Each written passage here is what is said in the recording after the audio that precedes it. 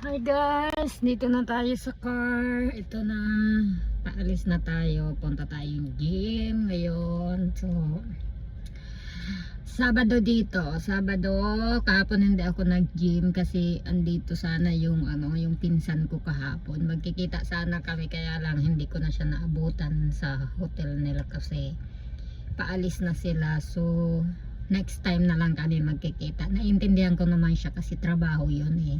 Mahirap ipagsapalaran yung trabaho sa paghihintay lang sa akin, 'di ba? Hindi naman tama yun. Kaya sabi ko pag bumalik siya dito next time, message niya ako ng maaga para magkita kami dito. So, tinamad na rin ako mag-gym kahapon kasi nag-drive ako mag-isa kahapon. Tapos anong oras na din ako nakauwi kahapon 12, so hindi na ako nag-gym kahapon, nagpahinga na lang ako. Kaya yun, sabi ko sana next time pagbalik nyo dito magkita tayo ulit. So 'di ba, para namang mamit ko siya dito, magkita kami ganon, 'di ba?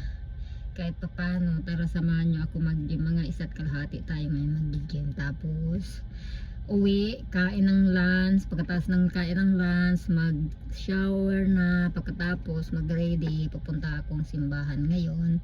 Sabado ngayon kasi isang last nung undas hindi ako nakapagsimba kasi maaga yung misa nila. So ngayon magsisimba tayo, 'di ba?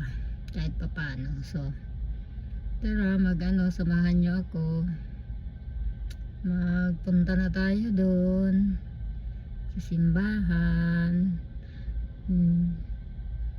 Ayan, sa liig ko. Pagaling na yan, wag nyo nang pansinin.